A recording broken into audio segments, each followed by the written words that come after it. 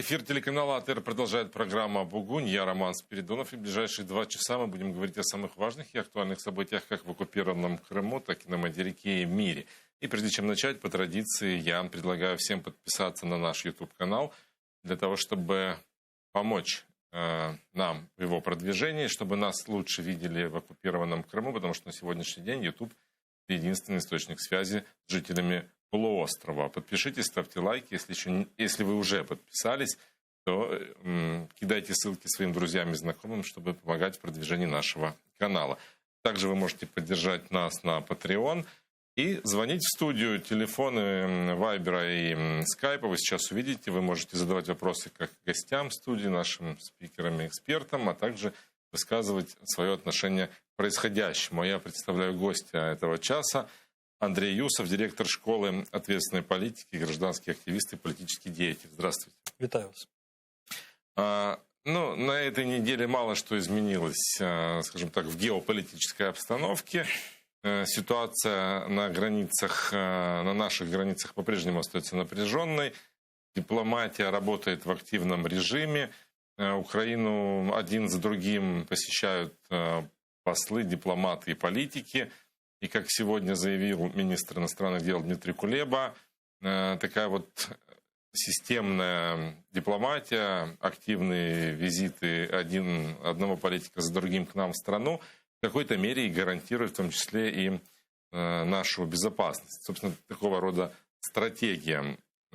И каждый раз, приезжая к нам или делая заявление, стороны, представители европейских стран заявляют о том, что любое продвижение российских военных вглубь нашей страны обернется для них катастрофой и серьезными экономическими санкциями. Так вот в Британии заявили о том, что если Россия вторгнется в Украину, если будет эскалация конфликта, то под санкции попадет ближайшее окружение Владимира Путина.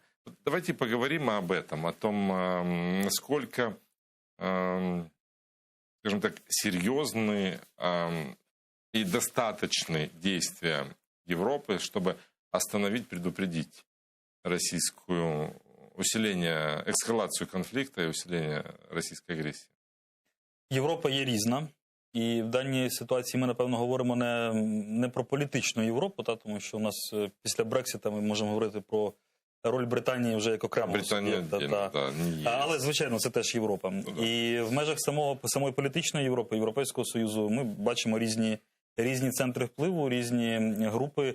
І ось така ситуація, коли, наприклад, Польща і країни Балтії – це політична Європа, Європейський Союз, Україна – не Європейський Союз, а Британія вийшла з Європейського Союзу. Але тим не менше, ось наші сьогоднішні оцінки Польщі, Балтії, України і Британії абсолютно збігаються, дії синхронізовані і намагаються встримати російську загрозу і загрозу російського вторгнення до України. Натомість глобально спільну позицію займає також і Німеччина, і Франція, але в них трошки інша динаміка і інші інструменти. Тобто більше розмов про макрофінансову допомогу, не треба поспішати, давайте почекаємо, давайте подумаємо, давайте подивимось, що робити з Північним потоком і так далі. Хоча макрофінансова допомога, яка нам обіцяна від Європейського Союзу, була би неможлива без Німеччини і Франції. Це для нас дуже важливо, але 5 тисяч касок, погодьтесь, від німців це мало, занадто мало. Тим не менше, в сучасному непростому світі західні демократії в цілому об'єднані, і якщо по тактиці можуть бути дискусії, тобто наскільки швидко треба впроваджувати санкції проти Путіна, коли треба це робити, чим треба допомагати Україні, то стратегія у всіх однакова. Це зупинити російську агресію, це покарати агресора і не допустити продовження повномасштабного вторгнення Путіна до України. Тут Захід єдиний, і Україна частина цього колективного Заходу. Так вот, в тактике, собственно, самое интересное и кроется. Если коллективный Запад говорит, что мы введем санкции, если, а мы говорим, что их уже давно пора вводить, потому что уже. И вот как эту дилемму разрешить? Напевно, поетапно. По-перше, частина санкцій вже введена. І ми знаємо про зареєстровані ініціативи, подані в Сполучених Штатах про посилення санкційного режиму. І, власне, після такого останнього загострення і в самій Європі заговорили про посилення санкцій, але не превентивних на майбутнє, а за ті злочини режиму Путіна, які вже скоєні. Зокрема, ми говоримо про анексію Криму, незаконну окупацію Кримського півострова. І ось посилення санкцій за ті злочини, за які вже Путін має відповідати, це один з інструментів, який може бути надзвичайно дієвим і ефективним. Але окрім, власне, санкцій як покарання агресора, надзвичайно важливо для нас, зокрема, це пряма підтримка України. І пряма підтримка зброєю, грошима, фінансами, дипломатією України, її боротьби проти російської агресії – це так само санкції проти Росії. Ми можемо деякі речі неформально, вони можуть не названі так бути, але насправді така підтримка болюче б'є по режиму Путіна. І ось те, що сьогоднішній російський фондовий ринок таким катастрофічним падінням вже заплатив за саму загрозу, саму думку російського вторгнення проти України, це так само санкції західного світу, це реакція ринкової економіки. І як би Росія не хотіла виповзти із вільного світу, із механізмів глобального ринку і глобального вільного світу, до кінця все одно не виходить. Тому російський путінський режим вже платить за можливу російську агресію проти України. Заявление Британии, в том числе и министра финансов британского правительства, о том, что в случае агрессии будут введены санкции против ближайшего окружения.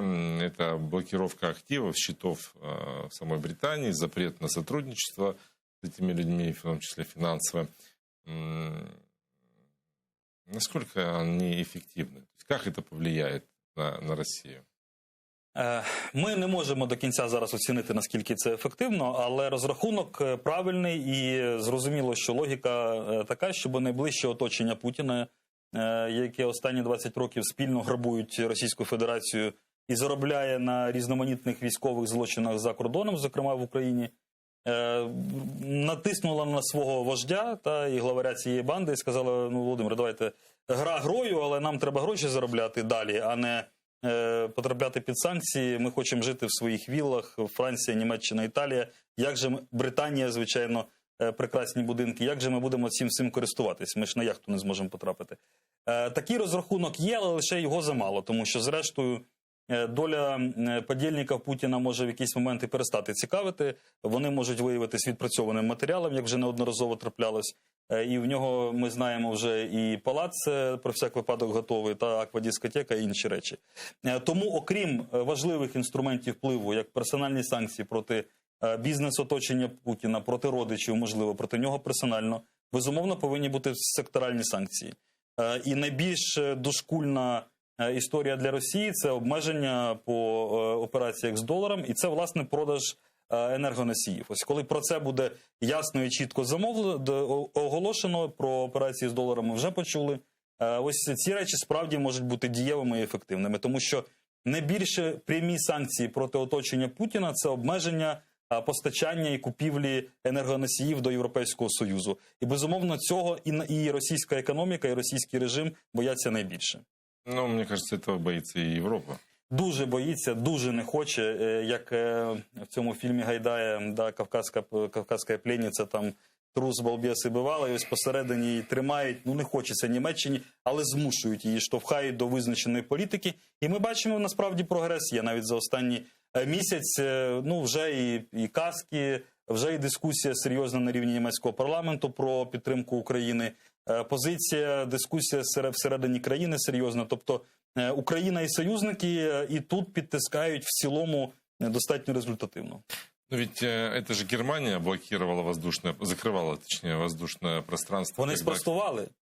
Вони спростували цю інформацію, сказали про те, що не перешкоджали перелітам, але в свою чергу для рейси Британії і Штатів в такий спосіб показали своє ставлення про те, що ну, якщо ви не даєте зброю, тоді ми краще і над вами літати не будемо. Тобто це швидше превентивний захід, і достатньо символічний захід, і достатньо дієвий, тому що Німеччина змушена була виправдовуватись. По поводу отказа от доллара. Бывший российский президент и бывший российский премьер Медведев заявил, что ничего страшного, мы на юань ориентируемся. Очень перспективная валюта, и наши рынки будут торги проходить в этой китайской валюте. Насколько это серйозно? Ну, звісно, можна в юані, можна ракушками, наприклад, раніше наші давні попередники, первісні люди розраховувались. Коровами можна обмінюватись, натуральне господарство. Можна, в принципі, на водку все перевести. Бравада може бути від російської еліти, значить, безумовно, гостра і радикальна, але суть залишається незмінною. Це смерть, обмеження доларових операцій для всього російського бізнесу, який пов'язаний з міжнародними операціями, і не лише з експортом, але й з імпортом. Ці обмеження будуть вбивчі і катастрофічні. Тобто, якщо для персонально Медведєва це деякий час не буде нічим загрожувати, то для крупного російського бізнесу, в тому числі і до згаданих олігархів, це одна з серйозних форм санкцій. Тобто ми просто не побачимо в Форбсі наступному цілої низки прізвищ російських так званих бізнесменів, а насправді олігархів. Тому, безумовно, це болюче для Росії історії, хоча зрозуміло, що Путін, Скабєєва, Пісков, Медведєв будуть до останнього відпиратись і все заперечувати, але повірте, вони почули і ціну таким погрозам знають. Жоден юань і жодні ракушки сьогодні доларові операції замінити не можуть. Вот если говорить о персональных санкциях, ну, тут такое двоякое ощущение, ну, потому что источник дохода-то у них все равно в России, да? Ну, заберут у них там дворец, яхты, ну, не смогут они туда поехать. Ну, обогащаться-то они все равно будут в России. А вот чем чреват отказ от доллара? Джерело доходів російської бізнес-еліти значною мірою не зовсім в Росії. Тобто, звичайно, нафту вони викачують і газ з російських надр, ну, не часто не лише з російських, але окупованих, поневолених місцевих народів. Але продають вони в Європу, в Китай і в інші країни. Тобто вони продають нафту і завозять все ж таки ті самі долари. Імпортні історії, все те, що стосується із завезенням, із закупівлею імпортних товарів для перепродажу, це все валютні доларові операції. Ну, значною певною мірою і євро, але долар там займає величезну кількість. Накопичування зовнішніх програм, депозити, кредити – це все доларова історія. І, безумовно, російська економіка значною мірою уповільниться, і російський споживач просто на полицях своїх магазинів не побачить великої лінійки товарів. Тобто буде, ну, звичайно, хліб, цукор, сіль залишиться і горілка залишиться. З усім іншим можуть бути суттєві перебої. Ожидается визит в ближайшие дни премьер-министра Великой Британии Бориса Джонсона к нам в страну. И уже заговорили о возможном каком-то новом политическом формате Британия, Польша и Украина. Вот что это может быть за формат сотрудничества? Навіть заговорили не лише про політичний формат, а про військово-політичний. Тобто про можливість створення нового союзу, блоку чи альянсу України, Польщі і Британії. І в ситуації, коли, вочевидь, швидкий вступ України і приєднання до НАТО наразі неможливий, в ситуації, коли неможливий також і от буквально завтрашній вступ України, скажімо, до Європейського Союзу, що, безумовно, так само підвищували б нашу обороноздатність і підштовхнуло б наших європейських партнерів до більш активних дій. З'являються нові альтернативи, і такими альтернативами є інтенсивна співпраця з Туреччиною сьогодні і об'єктивна інтенсивна співпраця з Британією. Британія, в свою чергу, оголосила про відтворення або створення нового проєкту глобальної Британії. Ми до нього не включені, це йде мова про англосаксонський світ. Але разом з тим світ рухається шляхом створення нових альянсів, нових коаліцій. І якщо у нас, наприклад, немає статусу союзника США поза НАТО, то статус союзника Британії нас цілком би влаштував, оскільки Британія і член НАТО, і союзник з особливими взаєминами з Сполученими Штатами. Тобто це включення України в систему колективної безпеки і в систему цивілізованого світу. Польща тут так само є, очевидно, природнім союзником, тобто це країни, які разом з Україною, Сполученими Штатами, країнами Балтії, ми сьогодні про це згадували, однаково тверезо оцінюють ризик російського вторгнення і готові цьому протидіяти. Вот, кстати, по поводу оценок риска российского вторжения, очень диссонансно прозвучало отношение США, той же Британии и президента Украины. Вот мы можем напомнить нашим телезрителям, в пятницу Владимир Зеленский давал брифинг для иностранных журналистов и больше часа отвечал на вопросы о возможном вторжении России в Украину, о вступлении в НАТО, поддержке партнеров, о деле, даже вспоминал Порошенко. Он не упускает такого случая ни на одной пресс-конференции. Так вот, Владимир Зеленский не считает уровень эскалации на украинских границах со стороны войск Российской Федерации выше, чем он был в начале 2021 года. Давайте послушаем, что сказал Владимир Зеленский. Якщо ви будете бачити тільки супутникову інформацію, ви можете побачити, наприклад, збільшення кількості військ. І ви не можете точно оцінити це збільшення військ, це залякування, це атака або це ротація. Ротація військ. Тобто наші професійні люди оцінюють цю ситуацію більш глибоко. Іноді ми бачимо, як переодягають людей, іноді ми бачимо, як люди прийшли, поставили палатки, показати, що декілька бригад прийшло на кордон, а потім ми бачимо, що в цих палатках немає життя, тож тихенько вивезли людей. Тобто йде психологічний наратив з боку, наприклад, Росії і з боку сепаратистів, психологічне залякування. Це відбувається дуже часто. Ну вот позиция Владимира Зеленского, а позиция США и Британии, мы знаем о том, что вторжение возможно в ближайшие минуты. Было даже заявление отсылки домой дипломатов. Так вот, как простому обывателю в этой ситуации разобраться? Где больше правды? Шановні друзі, так сталося, що президент України у нас, попри величезний досвід роботи з текстами і публічній сфері, в публічній площині, в політичній площині дуже часто не може зрозуміло донести свою точку зору. Це можна як ефекти фікції чи дефекти політичної дикції. Унікальна ситуація, на жаль, унікальна не в плюс. Коли абсолютно синхронізована позиція української дипломатії, українського оборонного блоку, безпеки, розвідки з нашими міжнародними партнерами і союзниками, які цілком в унісон працюють. І лише політичне керівництво ось дає такий різнобій. Ми можемо по-різному це пояснювати. Найбільш просте пояснення і сумне. Це те, що це робота на отримання якогось власного рейтингу і виключно на цільову аудиторію. Але вже друга прес-конференція поспіль Володимира Зеленського пригає і йому в мінус в цілому, і іміджу держави і країни в мінус. Тобто це не просто інші оцінки, це розмиті оцінки, тому що протягом однієї прес-конференції ми дуже часто чули протилежні речі. Так, загроза є, давайте санкції, тут загрози нема. Давайте зараз про факти.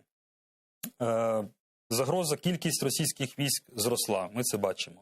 Техніка зростає. Вперше таке накопичення техніки і живої сили ми бачимо з боку білорусів, і настільки войовничої риторики з боку режиму Лукашенка ми раніше не чули. Зрештою, ультиматум Путіна до НАТО і Сполучених Штатів напряму стосується і значною мірою стосується саме України. І він не вигаданий. Да? Ми можемо зараз загуглити, і кожен може його прочитати. Там, де вимагають не брати Україну до НАТО, в протилежному випадку погрожують, цитата, військово-технічними кроками. Що таке військово-технічні кроки, не пояснюється. І довгий час на тему, чи може це бути операція проти України, зрозумілої відповіді так чи ні, ані Путін, ані Лавров, ані Пєсков не давали. Тобто таку ймовірність вони розглядали. Навчання, інтенсивність яких тільки зашкалює і збільшується, Крим, Донбас лише наростає, в тому числі навчання, які носять відверто наступальний характер. Ігнорувати цього всього неможливо і закривати на це очі неможливо. Лідерство політичне взагалі дуже важкий тягар і важка ноша. І якщо ми говоримо про ненагнітання ситуації, то, власне, не нагнітати її треба не говорячи просто, що все гаразд, а робити конкретні кроки, показувати, що є конкретний план дій, заспокоювати суспільство тим, що ми готові, і мобілізовувати його, готуватись до нормального, повноцінного життя в умовах можливої російської агресії. Звучить це, можливо, парадоксально, але так живе низка країн. Ну, в першу чергу, Ізраїль. Так жила низка країн, зокрема в умовах холодної війни. І коли Сполучені Штати Америки готувались до протистояння з Радянським Союзом, вони чудово розуміли, що не факт, що завтра прилетить ядерна боєголовка, але суспільство і американці мають бути готові, мають знати, що робити на випадок ядерного удару, мають знати, як скомунікувати з владою, з армією, як захистити себе і сім'ю. І ось сьогодні це ті чіткі посили, які повинні йти від військово-політичного керівництва країни. На жаль, ми їх не чуємо. І ту ситуацію, яку можна було б використати унікальним чином для зачистки п'ятої колони, для мобілізації суспільства, для підготовки суспільства, на жаль, ми не бачимо, що вона використовується повною мірою. Я думаю, що Вінстон Черчилль зовсім по-іншому би звернувся до української нації в подібній ситуації і до наших міжнародних партнерів. Приблизно словами, що ми будемо битися на пляжах та на суші і на морі, ось тою промовою відомою, якою він і звертався до британців в кризовій ситуації. Я думаю, є класна книга «Промови, які змінили світ». Можливо, варто Володимиру Олександровичу її прочитати і більш чітко і виразно звертатись до власної нації. Нація до цього готова з 2014 року. С нами на связи Богдан Ференц, кандидат политических наук и эксперт-международник. Здравствуйте, Богдан. Да, витаю вас. Еще есть как бы один игрок, скажем так, о котором мало что, скажем так, было слышно в последнее время. Это Совет Безопасности ООН. И вот этот Совет Безопасности собирается сегодня провести заседание, на котором будет обсуждаться ситуация вокруг границ Украины. И, как говорится, там в заявлении, несмотря на Москву, что она не намерена начинать новое вторжение в Украину, несмотря на такие заявления из Кремля, в последние дни там возросла угроза нападения, заявили в преамбуле, скажем так, этой информации о том, почему нужно проводить это заседание. И это вот как раз побудило США и Великобританию инициировать это заседание. И уже заявили в Соединенных Штатах, что они хотят, чтобы это было конструктивное заседание, и они готовы противостоять любой дезинформации, которую Москва будет выдвигать во время этой встречи. Вот как вы оцениваете перспективы такого влияния на Кремль?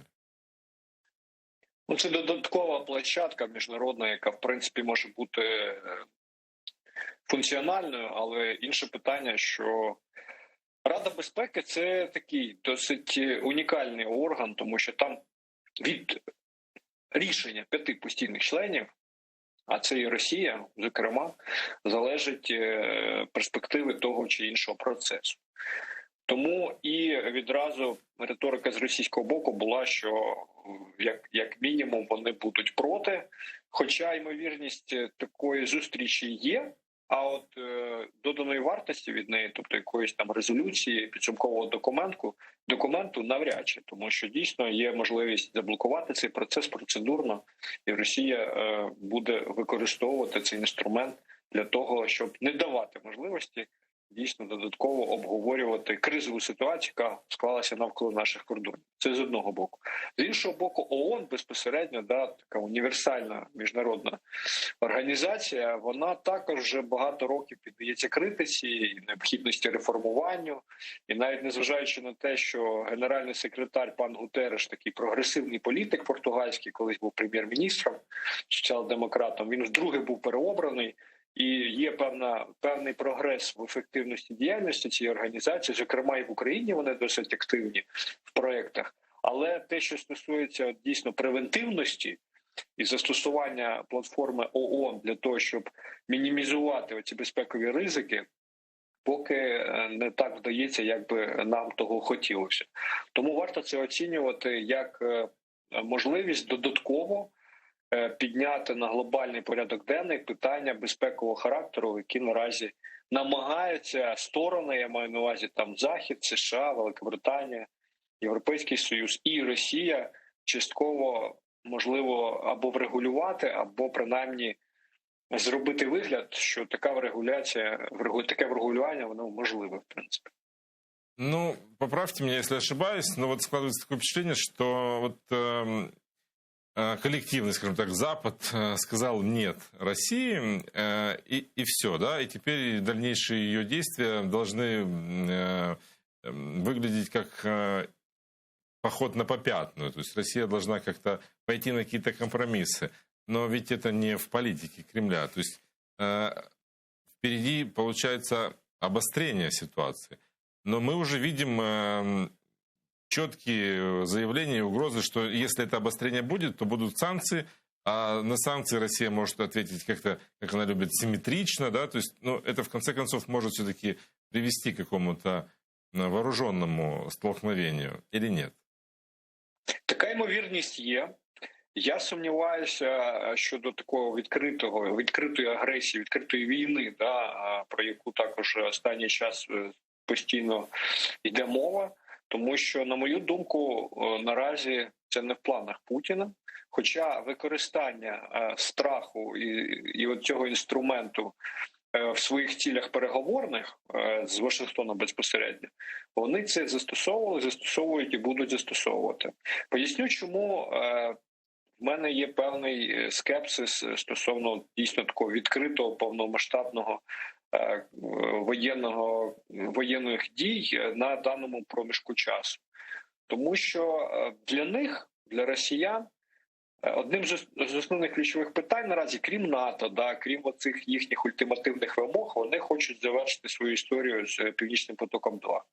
І вони прекрасно розуміють, що наразі ця ситуація, сертифікація, відповідність до права Європейського Союзу, вона розтягнулась в часі. Вони думали, що це буде швидше, і вже, в принципі, все на їхню користь складається. І вони, я так думаю, не розуміють, що якщо буде, не дай Бог, якась ескалація, навіть не та повномасштабна, так скажемо, про яку обговорюють, то частково про Північний потік можна на деякий час трішки підзабути. І тут цікаво, дійсно, яким чином вони визначають свою стратегію, коли вони точно знали, що їм Захід на їхні ультимативні оці прохання скаже ні. Але знову ж таки, із Заходу також лунають меседжі, що ми, в принципі, готові частково спілкуватися, розтягнути в часі наші двосторонні ці зустрічі і, наприклад, обговорювати питання військової інфраструктури, розміщення, навчань, якихось прямих каналів комунікації, тобто деякі точкові моменти, навколо яких також можна принаймні зустрічатися. А таке бажання, як на мене, воно поки що є у сторін. А не может ли быть ситуация вот с таким накалом вокруг возможного военного горячего конфликта связана с тем, что таким образом Украину хотят подтолкнуть все-таки к выполнению Минских соглашений, к выполнению тех условий, которые в них заложены? Є такі думки, тому що дійсно наша позиція, що нічого без України не має вирішуватися. Але історія часто і реалполітик, да, реальна політика, вона свідчить, що подекуди ці великі центри впливу в геополітичному контексті, великі країни, вони інколи можуть йти на компроміси, і в цих компромісах не завжди вбачаються там інтереси тих, навколо кого обговорюються такі питання. З одного боку. З іншого боку, тут питання внутрішнього нашого контексту. Да? Я не відчуваю, не бачу готовності дійсно просуватися в цьому плані, тому що для нас це дуже складний виклик, я б сказав. І тут потрібно розуміти, що трактування цих мінських домовленостей, вони кардинально там відрізняються наші позиції і все, що пов'язано з тим, яким чином це має бути імплементовано. Тому поки що я не впевнений, що такі питання реалістичні на даний момент. Побачимо, як далі будуть розгортатися події. Благодарю вас. Благодарю за то, что подключились к нашему эфиру. Богдан Ференц, кандидат политических наук, эксперт-международник, был с нами на связи. Андрей, а вы как считаете? Нет ли такого ощущения, что вот чтобы Россия дала заднюю, да, вот как-то уступила, ей нужно что-то дать, какую-то пилюлю, конфетку, я не знаю что. И это может быть как раз вот обещание или, не знаю, или полное согласие нас выполнять те условия, которые заложены в Минске. Я имею в виду федерализацию, там, вибори. Є частина наших міжнародних партнерів, які були би такому сценарію дуже раді. На щастя, не всі. І головне, що є українське суспільство, українська політична нація, яка точно цьому буде протидіяти в усіх форматах, і яка сприйме подібні кроки з боку влади, ну, а саме з боку президента Зеленського, Єрмака, як його представника в Нормандії, і монобільшості, як пряму зраду. І тут уже вибір за Володимиром Зеленським. Якщо ми говоримо, наприклад, про наших британських союзників чи про Сполучені Штати Америки, ну, даруйте, який же сенс давати Україні стінгери, джавеліни і системи протитанкової, протиповітряної оборони, і для того, щоб федералізацію просувати і вимагати йти на поступки не сепаратистам, дуже важливо, бо слова має значення.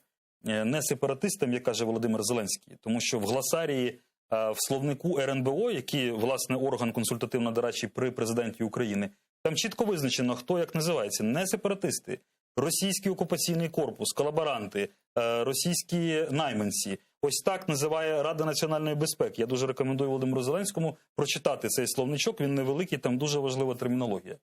І ось для чого? Я думаю, що Штати нам не будуть це нав'язувати, і Британія не буде. Франція і Німеччина можуть, тому що вони дуже схильні завжди до компромісу і хочуть щось пошукати в очах Путіна. Питання завжди до українців в першу чергу. І ось коли, наприклад, виступає Кулеба, я думаю, ну, у мене принаймні, у більшість колег моїх, я думаю, наші глядачі підтримують, немає відчуття зради. Так? Коли виступає Залужний, там, чи Ярош, чи розвідка, немає відчуття зради. Коли кожного разу на якісь перемовини їде Андрій Єрмак, то хочеться потягнути за корвалолом. І думаю, що вони цього разу скажуть, що привезуть. И вот тут дуже важливо нам... Последняя поездка, где была встреча советников глав государств, по-моему, был четкий такой месседж, что никаких... Слава Богу, ми з вами всі так от зробили. І потім, значить, сказано було, що жодних прямих перемовин. Хоча потім були різні заяви про те, що, ну, треба домовлятись, треба погоджувати якісь законопроекти. Як суверенна незалежна держава може погоджувати якісь законодавчі акти, національне законодавство на рівні неформального майданчику, яким є Нормандія, чи тим більше ТКГ і Мінський процес, залишається досі відкритим. Росія не змінює свою позицію. Росія буде нав'язувати і далі трактування Мінська як угоди між Україною і так званими сепаратистами, насправді військовим корпусом, адміністрацією, наполягати на прямих перемовинах, змінах до Конституції, федералізації України. Питання того, що українське суспільство це не сприйме точно. Сподіваюсь, це не сприйме і українська політична влада, яка має відображати наші з вами інтереси національні і думку українців, а не піддаватись на тиск Путіна, тим більше, що наші союзники роблять все можливе для того, щоб посилити нашу армію, посилити нашу дипломатію, посилити нашу економіку. Ми говоримо багато про зброю, але мова йде про понад $1 мільярд євро макрофінансової допомоги. Це те, чого Росія не має. Тобто Китай не збирається фінансувати російську війну проти України і путінські ігри геополітичні ці, наприклад. Тому немає жодних підстав іти на поступки і капітулювати перед Путіним в нормандському, мінському чи інших форматах. Вы говорите о гражданском обществе, но смотрите, вот какая складывается картина из тех же слов Зеленского. Сначала первый такой звоночек про готовящийся переворот. Ну, тут как бы не про гражданское общество, а о том, что какие-то там силы готовят государственный переворот. На пресс-конференции для иностранных СМИ в пятницу, у нас, наверное, нет сейчас такой цитаты, но вот он, говоря об оппозиции, он что говорил? Вот мы тут боремся, мы тут аккумулируем силы, собираемся давать отпор агрессору, а оппозиция занимается конъюнктурными вещами. Имея в виду не только Порошенко, но и, видимо, и Тимошенко, которая говорила о правительстве единства. То есть оппозиция уже в его представлении ему мешает. То есть она занимается конъюнктурными вещами не на благо страны, как говорит Зеленский. А сегодня заявление от Министерства внутренних дел: украинские правоохранители предотвратили провокации, которые включали массовые беспорядки и насилие по отношению к полицейским во время акций в ряде городов Украины.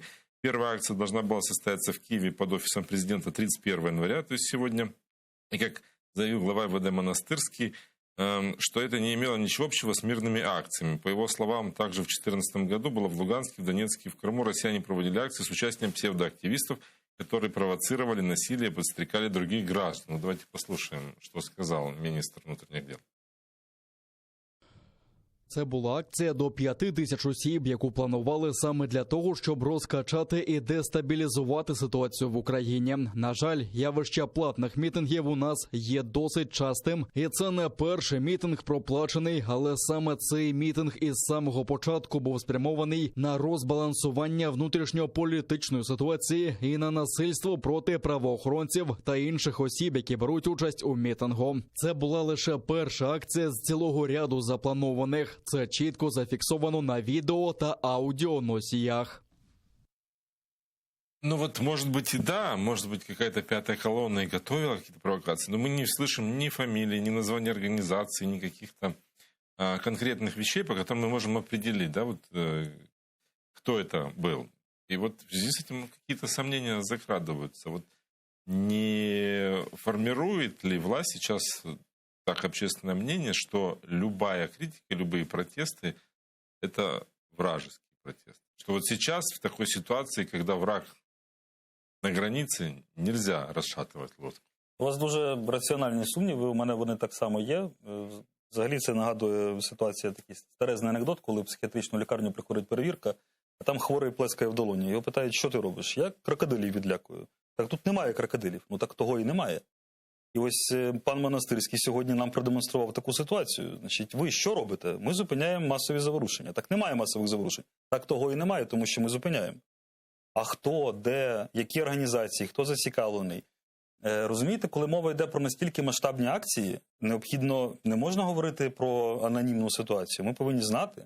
5 тисяч людей – це серйозні звинувачення. Давайте прізвище, давайте назви організацій. Тому що, вочевидь, це не просто люди з вулиці, так, це їх не на безкоштовному сайті оголошень набирали. Давайте назви політиків, звідки фінансування. Якщо це платна акція, як сказав міністр, то скажіть, звідки гроші, чиї це гроші мали бути, і як вони потрапили до України, якщо це не українські фінанси. Поки що ми бачимо ось, таку пілюлю порожню за порожньою. Ми ще не оговтались від історії з державним заколотом, який фінансував Ахметов. Я так розумію, перед Ахметовим ще ніхто не вибачився за попередню. Ну і заколоту не було. Так не було сказано, що його хочуть втягнути. Ну так, це така родова ознака, коли щось спочатку говориться, а потім кажуть, ви нас неправильно зрозуміли. Потім виходить спікер, прес-секретар Арахамія і каже, ви все не так зрозуміли в черговий раз. В випадку з Надією Савченко і Рубаном, коли вони збирались стріляти по Верховній Раді, ми хоча б бачили Рубана і Надію Савченко. Ми бачили якусь реальну логічну історію, яка не закінчилась нічим, навіть та історія в суді. Сьогодні ми не побачили нічого, крім однієї розмови, одна людина з замиленим голосом, і ось зараз останні хвилини прізвище з'явилось колишнього співробітника МВС, який начебто був задіяний в процесі. Тобто поки що мене особисто не переконали. І я сподіваюся, що переконаю, тому що я хочу вірити українській правоохоронній системі, тому що вона працює на захист нашої з вами безпеки і національної безпеки, а не для обслуговування якихось політичних інтересів правлячої влади, хто би при владі не був, яке би прізвище президента не було. Стосовно нагнітання, тут дуже важливо розуміти, і ми з вами повинні, напевно, якісь нагадати один одному і суспільству, і владі. Якісь процеси провокації можна зробити, якісь акції можна зробити. Але коли ми говоримо про масові акції протесту, що отримало явище Майдан, то Майдан завжди своїми діями або бездіяльністю провокує влада. І якщо Янукович зробив щось для того, щоб люди масово вийшли, тобто 1 мільйон, 2 мільйона по країні масово вийшли, побили студентів, викрадення людей, відмова від європейської перспективи, це зробила не Америка, за це гроші не платили. Це зробив сам режим Януковича. Якщо влада не хоче масових заворушень і не хоче дестабілізації, значить треба відмовитись від риторики, яка розколює суспільство, ділити опозицію на хорошу і погану, відмовитись від політичних справ, політичних переслідувань, зайняти однозначну позицію по відношенню до російської агресії. Однозначно, коли Путін агресор, а не та сторона і не північний сусід. і коли головний ворог – це все ж таки режим Путіна, а не внутрішня опозиція. Коли відкидається навіть сама думка про формулу Штайнмаєра, федералізацію і інші речі, і тоді немає жодних підстав говорити про небезпеку масових внутрішніх заворушень. Ну і соціальну складову, безумовно, не треба забувати і закривати. Якщо такі різночитання з'являються, якщо люди виходять на Майдан, як цієї неділі ми бачили, коли суспільство обурило, активістів обурила ось ця сама прес-конференція, про яку ми згадували, коли люди вийшли дякувати нашим західним союзникам на Майдан Незалежності замість влади, власне, тому що відчули, що щось може непоправне статись. Ну це ж цих людей вивела не опозиція, ніхто гроші не платив. Цих людей вивела сама українська влада ось такими своїми дивними, я б сказав, щонайменше діями.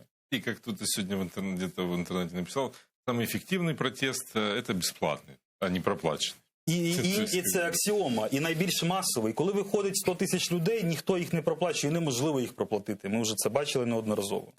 А на этой неделе, если не ошибаюсь, в феврале, так точно в ближайшие дни в Украину с очередным визитом прибывает президент Турции Реджеп Таyyip Эрдоган. Ожидается, что стороны хотят подписать соглашение о свободной торговле. Турция неоднократно предлагала свое посредничество в переговорах с Россией. И вот о том, собственно, следует ли Киеву принимать такие предложения, нет ли каких-то подводных камней, мы поговорим с нашим гостем, который к нам подключился к разговору. Это Виталий Ярмоленко, эксперт Национального института стратегических исследований. Здравствуйте, Виталий. Если можете спрогнозировать, кроме того, о чем я говорил, о чем еще может быть идти речь на переговорах Владимира Зеленского и Ердогана?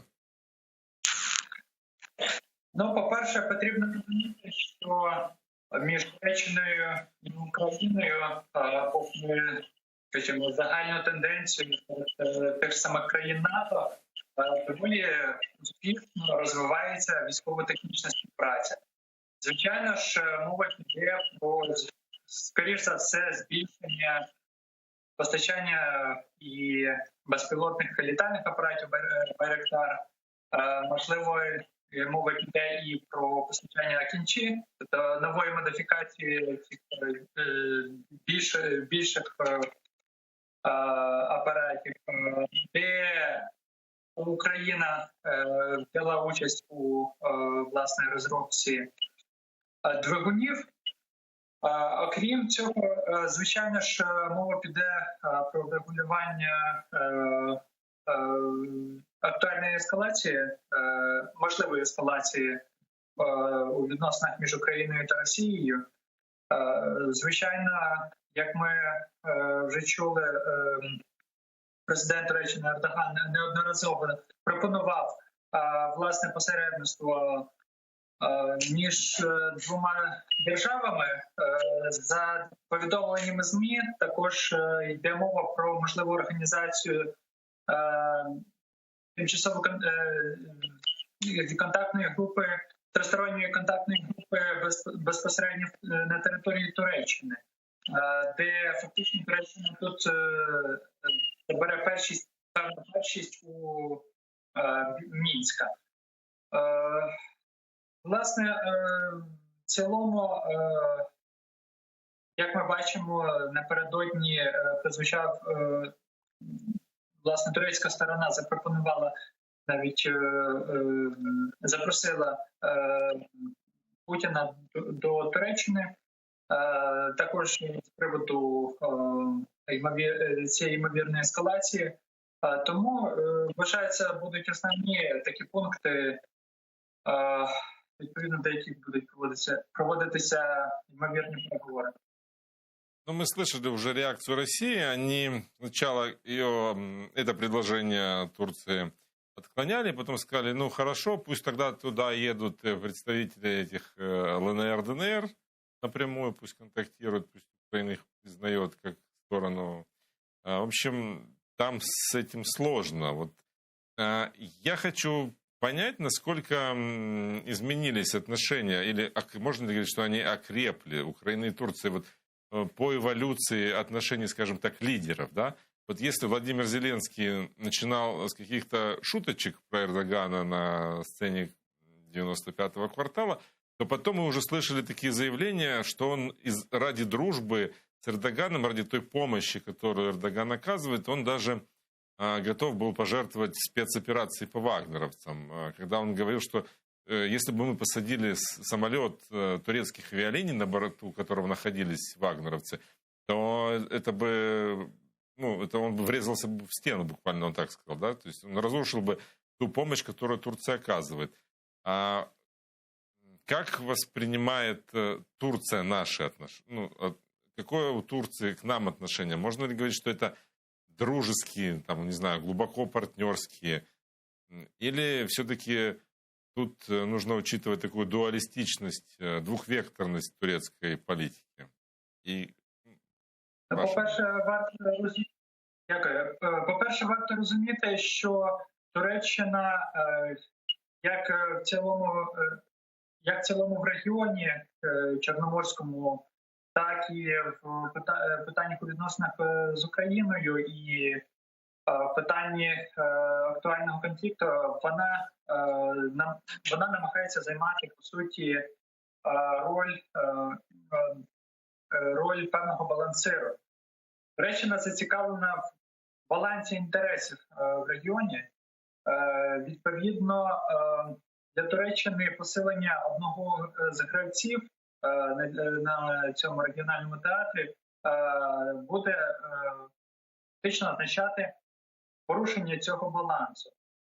Ми бачимо, що фактично 29 січня Ердоган у своїй промові сказав дослівно, що мільйони людей вимушені жити в кризовій ситуації у конфлікті між Україною та Росією.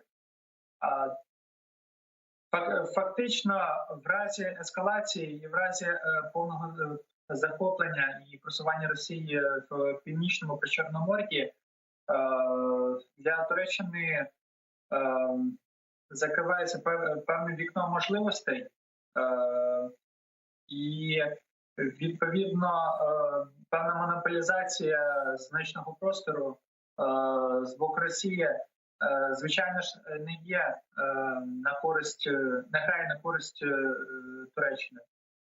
Тому зі стратегічної точки зору для Туреччини важливо підтримувати як найбільш тісні відносини і підтримувати економічно і в військовому плані Україну. При цьому поважаючи інтереси іншого гравця, тобто Росії. Тому ми бачимо і з одного боку участь Туреччини в Кримській платформі, невизнання Туреччиною окупації Криму, а з іншого неприйняття західних санкцій проти Російської Федерації. Водночас ми бачимо, що попри історію з операцією з вагнерівцями, власне, співпраця продовжується, в тому числі на рівні спецслужб. Час від часу можна спостерігати навіть повідомлення про те, що Служба безпеки України, наприклад, заарештовує окремих представників, скажімо, курдських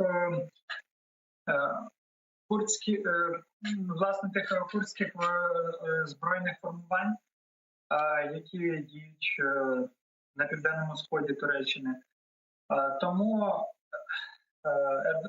Тому, власне, Туреччина приділяє цьому величезну увагу, особливо керівництво, і особливо на фоні певних несприятливих внутрішньополітичних і економічних явищ в самій Туреччині. Минулого року ми спостерігали рекордний рівень інфляції новотурецької ліри – 36%. Зараз йде мова про можливі перестановки в уряді Туреччини і йдуть розмови про можливість відставки окремого міністра закордонних справ Чавушоглу. Однак досягнення, власне, вищого рівня у відносинах з Україною та можливе посередництво Ердогана, запуск цього механізму посередництва між Україною і Росією, це буде величезним кроком і гратиме, власне, сприятливо на імідж актуального президента Туреччини. Спасибо вам, Виталий, большое за то, что подключились к нашему разговору. Виталий Ярмоленко, эксперт Национального института стратегических исследований, был с нами на связи. И все-таки, чем Украина интересна Ердогану? Безумовно, Чорне море. І Туреччина не зацікавлена в тому, щоб Чорне море перетворилося на внутрішнє озеро Російської Федерації. Безумовно, економіка. І Туреччина зацікавлена і в Україні як в ринку, і в Європі як ринку, і українських логістичних можливостей. Геополітика. Зрозуміло, що регіональне лідерство Туреччини Ердоган хотів би розповсюдити далеко за межі лише тюркського світу. І, безумовно, це і історичні зв'язки, і політичні зв'язки, і питання Криму, і питання кримсько-татарського народу. Тому що величезна кількість турецьких громадян є родом із походженням кримські татари, і це не можна ігнорувати, це не можна не враховувати. І ось ця історична тяглість дає нам величезну перспективу для співпраці. Для України це особливо цікаво, зокрема тим, що, можливо, посередництво Туреччини актуалізує і буде тримати в фокусі уваги питання не лише по Донбасу, але, власне, по Криму. Тому що нам постійно треба нагадувати собі, що нормандський формат, тристороння контактна група, мінський процес – це взагалі не про Крим. Це лише про Донбас, і то значною мірою в розумінні Російської Федерації. Тобто питання Криму, питання політв'язнів, питання захисту прав кримсько-татарського народу, українців Криму, взагалі в рамках цих речей, в рамках нормандського формату не підіймаються.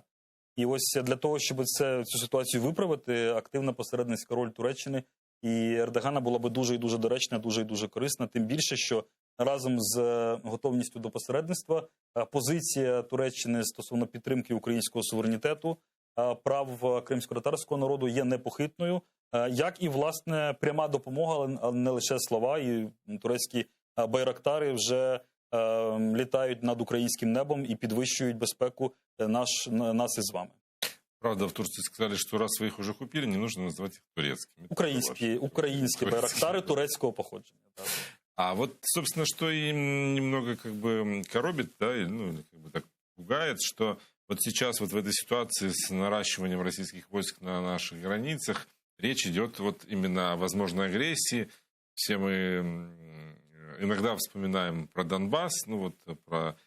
А Крым, вот крымская платформа прошла, и только отголоски ее потихонечку звучат в СМИ, в информпространстве. И даже наши партнеры говорят про санкции за вторжение. Может быть, этого Россия и хочет, чтобы уже перестали говорить про санкции за Крым и Донбасс. Сейчас всех поговорили бы про санкции вторжения, потом угроза вторжения исчезнет, и все, и все как бы успокоятся. Хоче, дуже хоче. Хоче встановити новий статус-кво і нові червоні лінії. Тобто ми виносимо за дужки питання Криму і Донбасу, і зрештою Путін неодноразово повторює як мантру, що питання Криму закрито. Ну, він так часто це повторює, і його офіційний рот і вуса, товариш Пєсков, що навіть не віриться, що питання закрито. Ну, інакше навіщо про це говорити? Ні, питання з Криму не закрито. Не закрита ні для України, ні для кримсько-татарського народу, ні для наших союзників, ні для міжнародного права. Статут ООН ніхто не скасовував. І поки міжнародне право і суверенітет України не буде відновлений в повному обсязі, питання не буде закрите. І, безумовно, Путін це розуміє, тому настільки він прагне так званого остаточного вирішення українського питання, тобто зруйнувати українську незалежність, немає держави, немає з боку кого отримувати звинувачення в попередніх злочинах. Тобто він хоче прибрати буквально свідків і жертв тих, хто хоче і має право апелювати до справедливості. На щастя для нас, навіть такі союзники, які не є радикальні, та от Німеччина, наприклад, нещодавно в новому форматі долучились до Кримської платформи, та активізували свою. І згадують Європейський Союз про посилення санкцій по Криму сьогодні, та, і за анексію Криму. Тобто Путін не отримує того результату, на який розраховує. І навпаки, завдяки об'єктивної українській дипломатії, тут міністр Кулеба дуже часто говорить дуже слушні думки про те, що деескалація відбудеться тоді, коли останній російський солдат піде з окупованого Криму і Донбасу. Ось тоді буде повна деескалація. І тут є абсолютно чітка позиція українського громадянського суспільства, української політичної нації, кримськотатарського народу, як складової української політичної нації, наших союзників, експертів, політиків і військових. Але стосовно влади, безумовно, хотілося б більше. І Кримська платформа чудово пройшла, величезний масштабний захід, але одразу були певні ризики, що це буде разова подія. І ось тут наразі ми повинні готуватись до наступної Кримської платформи і використати найближче засідання Ради безпеки ООН, наприклад, про яке сьогодні згадували. Там ми знаємо, що 18 лютого повинно відбутись. Зокрема, для актуалізації питань не лише майбутніх загроз, але, власне, і поточних загроз. І полонених, і політв'язнів, і в Криму, і на Донбасі, і в Росії, які знаходяться, і деокупації Криму і Донбасу. І для цього українська дипломатія і українська політика, політичний клас мають займати одностайну позицію і говорити виразно. Тобто з політичною дикцією має бути все гаразд. Агресор значить агресор. Спасибо вам большое. Дякую. Спасибо. Наше время в эфире подошло к концу. Андрей Юсов, директор школы ответственной политики, гражданский активист и политический деятель, был гостем нашей студии. Мы сейчас прервемся на небольшой перерыв, но прежде чем уйти, я напомню про наш YouTube-канал, на который вы всегда можете подписаться и смотреть наши программы в удобное для вас время. Если вы уже подписались, порекомендуйте своим друзьям, помогите продвигать наш канал для того, чтобы поддерживать нашу связь с жителями оккупированного Крыма. Ну и поддержите нас, подписавшись на Patreon. Увидимся.